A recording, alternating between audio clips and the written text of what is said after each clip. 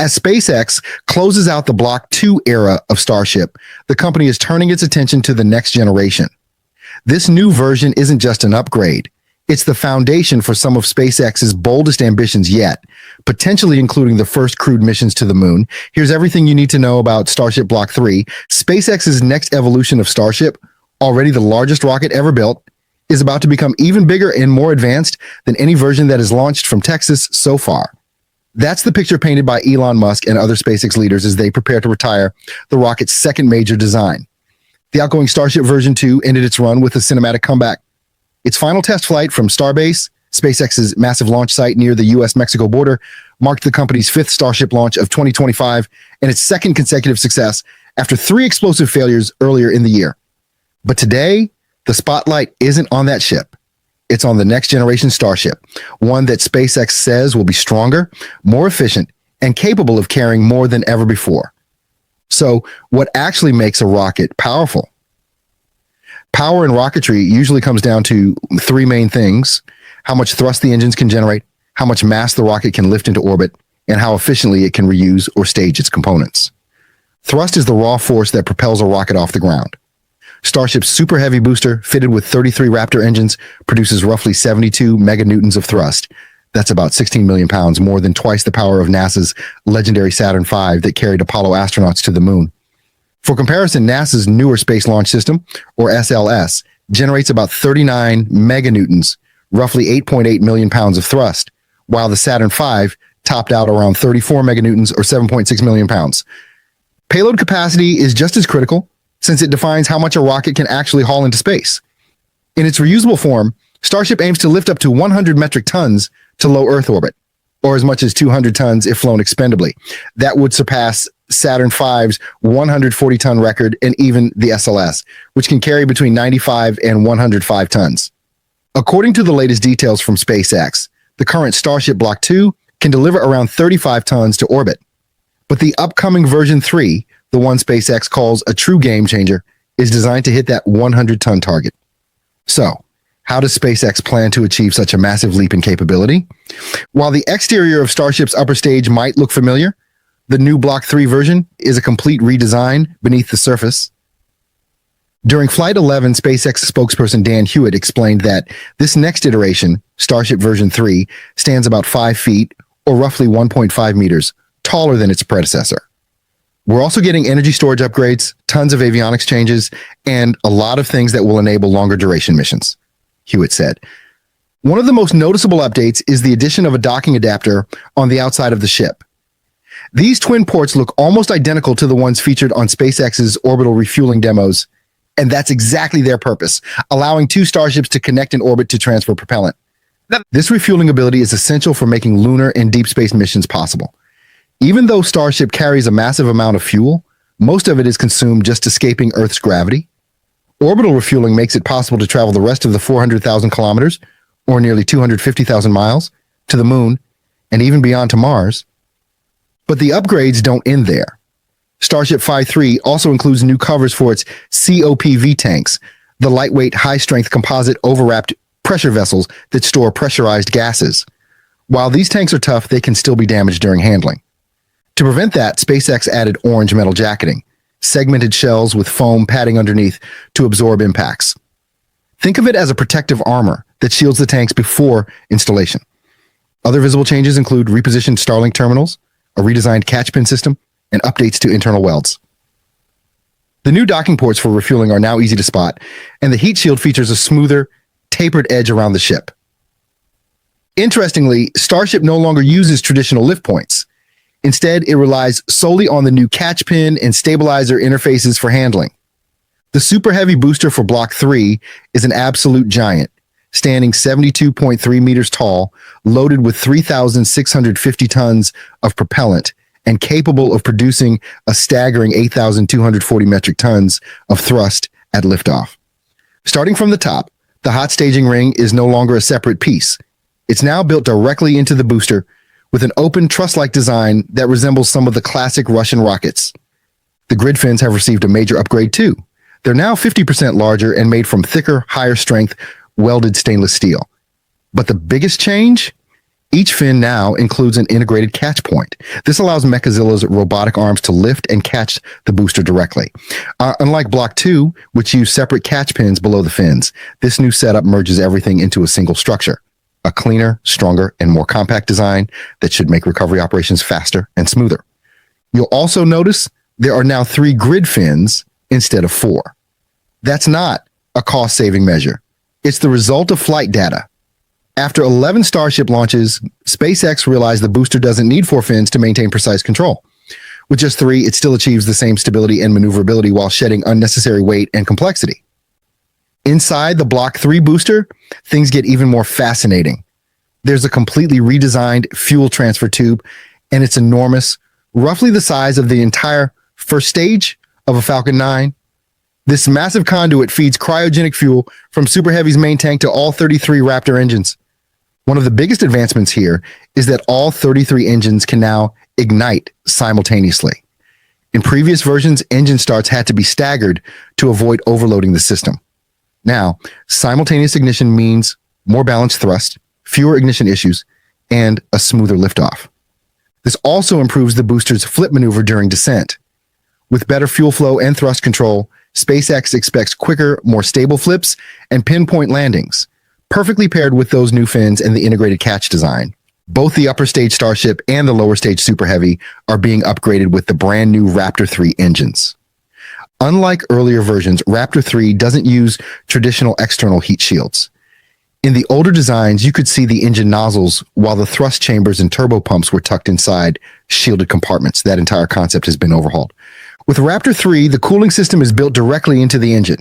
Its components now feature integrated cooling circuits that weave through the thrust chamber, turbo pump, and nearly every major section. This eliminates the need for extra shielding. The engine essentially protects and cools itself. From the outside, it looks sleeker and more compact than ever. But internally, it's far more sophisticated, using intricate cooling channels that enhance both structural strength and thermal efficiency. There is, however, a trade-off. Because the Raptor 3 engines are fully exposed during descent, they take the full brunt of re-entry heat and plasma. To handle that, SpaceX removed any external components that could burn or fail, or leaving only what's essential for performance and durability. The result is a leaner, tougher system built to withstand the harshest flight conditions. In terms of performance, Raptor 3 is a powerhouse. Each engine produces around 280 tons of thrust at sea level, with a specific impulse of 350 seconds. The engine itself weighs roughly 1,525 kilograms, or about 1,720, with all attached hardware. But SpaceX isn't stopping there. Elon Musk has stated that the goal is to push Raptor 3 to 300 tons of thrust per engine. If achieved, a full stack of 33 Raptors would generate an incredible 10,000 tons of thrust at liftoff, by far the most powerful rocket system ever built. As SpaceX transitions to Starship version 3, the company is also revamping its launch infrastructure to match the upgraded vehicles. Construction is ramping up at Pad 1 in Starbase, while near-term missions shift to Pad 2 to maintain launch cadence during the heavy rebuild phase. The first major step was dismantling the original Mechazilla system, the towering launch structure with its famous chopstick arms used to catch and stack boosters and ships. Crews have already removed the old arms and the massive wire rope that raised and lowered the carriage. The next generation Mechazilla set to replace it will borrow design cues from Pad 2's newer tower, featuring shorter, faster-moving arms and extended stabilizers for improved control during booster catches. Looking ahead, SpaceX plans to expand Starbase further south to build a new flame trench at Pad 1 and add a larger deluge tank farm. Eventually, this could replace the current water deluge system with a more powerful one, similar to the setup at Pad 2, designed to handle the extreme acoustic and thermal loads of Starship launches. Beyond Texas, SpaceX is investing heavily in Florida's Space Coast. The company is preparing dual Starship launch sites, with modifications underway at Launch Complex 39A and potential future activity at LC-49 if it decides to develop that pad. Meanwhile, the Roberts Road facility nearby, where Starships are built and prepped, is expanding rapidly to increase production and turnaround speed. These aren't just surface-level upgrades. They're essential steps toward SpaceX's long-term goal, an airline-like launch frequency. To make that possible, the company needs robust ground systems, high-capacity flame and water suppression, fast shipyard-style refurbishment, and flight software capable of processing massive data streams to fine-tune everything from engine restarts to thermal protection. Starship version 3 isn't just a visual refresh, it's purpose-built for orbital rendezvous, docking, and transferring supercooled methane and oxygen in space. Pulling that off is a massive engineering challenge. It demands ultra-precise fluid management in microgravity, zero boil-off cryogenic systems, and extremely tight thermal control throughout the entire process. NASA has long identified in-orbit refueling as one of the key pacing items for its Artemis program, which aims to return humans to the moon. As part of its Human Landing System initiative, NASA has awarded SpaceX over $4 billion to adapt Starship for crewed lunar missions. The first human landing isn't expected until 2027, but to get there, SpaceX will need to complete a series of increasingly complex demonstrations: autonomous docking, multiple tanker launches, and the successful transfer of hundreds of tons of propellant in orbit. According to NASA's mission plan, up to 10 tanker flights may be required to fully refuel a Starship for a single lunar landing. That places huge demands on launch cadence, orbital logistics, and ground support systems. SpaceX's ability to deliver heavy cargo, habitats, and life support systems to the lunar surface will be vital for building a sustainable moon base and for testing the technologies needed to eventually reach Mars. But that raises an important question. Could a nuclear-powered Starship make these missions easier? One of NASA's biggest concerns with the current plan to land astronauts on the moon this decade centers on SpaceX's Starship human landing system, and more specifically, its heavy reliance on orbital refueling. It's not just that refueling on this scale has never been attempted before. The process itself adds layers of complexity and risk. Instead of launching a fully fueled lander in one go, the mission would require multiple tanker flights to gradually fill its tanks in orbit. Each step, every launch, docking, and fuel transfer, introduces another possible point of failure. While each operation might be reliable on its own, the overall mission risk multiplies as more steps are added. A second major concern is the limited lifespan of the orbital fuel depot. Its viability is constrained by several factors: hardware durability, propellant boil-off, and the constant threat of micrometeoroid or debris impacts. These limitations create a narrow operational window where all mission elements, tankers, crew vehicle, and lander, must arrive and function in tight sequence. Any delay or mishap could jeopardize the entire effort. That's when another idea comes into focus. What if there were a way to bypass orbital refueling entirely? In past discussions, engineers and analysts have floated the concept of a nuclear-powered Starship, a variant equipped with a nuclear propulsion system capable of drastically reducing travel time and improving efficiency. Such a system could revolutionize not only Mars missions, but lunar ones as well, potentially allowing a Starship to launch fully fueled from Earth and complete its mission with little or no refueling in orbit. And so how realistic is that approach for near-term moon missions? Let's get one thing clear. A nuclear engine won't be launching a rocket from Earth's surface anytime soon. The risk would be far too great. If a rocket carrying an active nuclear reactor were to explode during launch, it could trigger a disaster on the scale of Chernobyl. Instead, the concept involves using a conventional chemical booster, like Super Heavy, to carry a nuclear-powered Starship into orbit. Only once safely in space would the nuclear reactor be activated. These reactors could generate an enormous amount of energy, not only cutting travel times to Mars, but also supporting long-term human bases on the moon and beyond. The most efficient setup for a nuclear-powered Starship would likely use a methane-fueled engine with a power density of around 1,000 kilowatts per kilogram. One key advantage of using liquid methane instead of liquid hydrogen is its higher density. That means more propellant in the same tank volume. And better yet, the existing Starship tanks could handle it without major redesigns. The same fuel systems used for chemical propulsion could also feed methane-powered nuclear engines, simplifying the transition dramatically. Of course, that doesn't mean SpaceX could simply attach a nuclear engine and call it done. There are serious engineering challenges to overcome. The nuclear version would still be the same 50-meter-tall steel spacecraft launched atop the Super Heavy booster. It would still rely on vacuum-optimized engines for spaceflight, smaller gimbaled engines for landing, and those massive flaps for re-entry control. But one huge issue remains: radiation. Because this version of Starship would be crewed, shielding becomes an absolute priority. The ship's shape isn't ideal for protecting astronauts from reactor radiation. For example, those large flaps could reflect radiation back toward the crew cabin at the top. It might make sense to retract them during engine burns to reduce exposure. Unavoidable radiation must be mitigated with what's called shadow shielding. Layers of dense materials placed close to the reactor, designed to absorb radiation and cast a safe shadow zone where the crew can operate. It's not perfect, but it's how we make nuclear propulsion viable for human spaceflight. In terms of performance, the numbers are impressive. A methane-fueled nuclear engine with a power density of 1,000 kilowatts per kilogram could reach a specific impulse of around 625 seconds. Each engine would generate about 2,610 kilonewtons of thrust while producing roughly 8 gigawatts of power. With radiation shielding included, a single engine would weigh about 8.4 tons and a set of 3 would deliver over 7,800 kilonewtons of thrust while weighing around 24 tons combined. The standard Starship methane tank holds about 617 tons of propellant, and with an added landing reserve of 36 tons, the total launch mass of the nuclear variant would come out to roughly 891 tons. From that, it could achieve a delta V of 7,290 meters per second, higher than the chemical Starship's capability. Add in the 3,944 meters per second provided by the Super Heavy booster, and you get a total of about 11,150 meters per second, a massive improvement. This opens up 2 game-changing possibilities. First, you can increase payload capacity.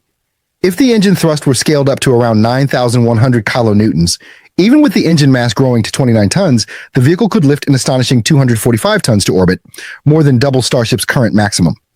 That would reduce the number of refueling flights from 12 down to just 3, dramatically improving efficiency and reducing risk. The second option is to go lighter. For shorter missions like lunar trips, Starship wouldn't need to fill its tanks completely. Carrying just 323 tons of propellant, about half capacity, it could still achieve a full orbital mission with a delta V near 9,200 meters per second. That alone makes lunar operations far more practical. Originally, the chemical Starship HLS could carry around 100 tons from low Earth orbit to the moon and land it there, but it couldn't return. That version was a one-way vehicle. Technically, if it carried no payload, it could make a round trip, but that's not useful for exploration. By contrast, a methane nuclear Starship could deliver up to 270 tons of payload to the lunar surface and still perform a full round trip. Earth orbit to moon, land, unload, and return, all without refueling or requiring a separate return stage. In one proposed setup, the vehicle would start in low Earth orbit with a dry mass of 138 tons, 25 tons of payload, 617 tons of methane in the main tanks, and a 36-ton reserve mix for landing. It would burn about 520 tons on descent to the moon, roughly 5,900 meters per second of delta V, and still have enough left for a 2,700 meter per second burn to return to Earth. After air braking through Earth's atmosphere, it would perform a final landing burn using its sea-level Raptor engines. That completely changes the game, turning what was once a disposable multi-stage architecture into a fully reusable system capable of round-trip lunar missions. It's a major leap toward true sustainability and cost efficiency in spaceflight. Despite all those advantages, there are still serious challenges to using nuclear propulsion, especially for a company like SpaceX. First, gaining access to nuclear technology itself would be an enormous hurdle. SpaceX can't just build a nuclear rocket independently. It would require full government cooperation, regulatory approval, and likely years of joint development with agencies such as NASA and the Department of Energy. Even if approval were granted, testing and developing nuclear propulsion is a completely different game from what SpaceX is used to. Their entire philosophy is built on rapid iteration. Test, fail, fix, and fly again within days. That model simply doesn't work with nuclear materials. If a nuclear prototype were to fail or explode, it wouldn't just be a setback. It would trigger a federal investigation, environmental reviews, and potentially months of delays. Move fast and break things doesn't apply when radioactive material is involved. Every failure would become a national security event. Then there's the radiation problem itself. On the ground, nuclear thermal rockets are relatively safe. When fueled with low-enriched uranium, they don't emit dangerous radiation before ignition and only activate once they're already in space. That means launch crews and infrastructure wouldn't be exposed under normal circumstances. Even if a rocket failed during launch, the uranium would remain stable and non-reactive, solid and safe to handle. But once the reactor fires, everything changes. After ignition, the reactor becomes intensely radioactive, and even after shutdown, it continues to produce heat and radiation, up to about 1% of its maximum power. For these engines, that could mean several megawatts of lingering energy. While this decays relatively fast, the region around the engine would remain dangerously radioactive for days, lethal at close range, harmful for weeks. NASA estimates that a nuclear thermal engine wouldn't be safe to approach for about a month after use. That's a direct conflict with SpaceX's vision of rapid reusability. If a nuclear-powered upper stage returned to Earth soon after mission, its reactor would still be hot. Even if the landing used chemical Raptors, the radioactive upper stage would create major challenges. Ground crews would need protective gear, Refueling stations would require heavy shielding, and even basic integration tasks could become complex and hazardous. Still, beyond rocket propulsion, there's a bigger reason NASA and other agencies are investing in nuclear power for space. It's not just useful, it's essential. Many of the toughest challenges in long-duration exploration come down to one thing: reliable, high-density power. For lunar operations especially, nuclear energy isn't just an advantage. It's practically a requirement. Solar power simply can't provide enough consistent energy through the 2-week-long lunar night, where temperatures plunge far below freezing. That's why acting NASA Administrator Sean Duffy has pushed for the development of a compact nuclear fission reactor, with the goal of deploying it on the lunar surface by 2030. This reactor would likely become the main power source for the first US-led moon base, allowing astronauts to live and work on the surface for extended periods.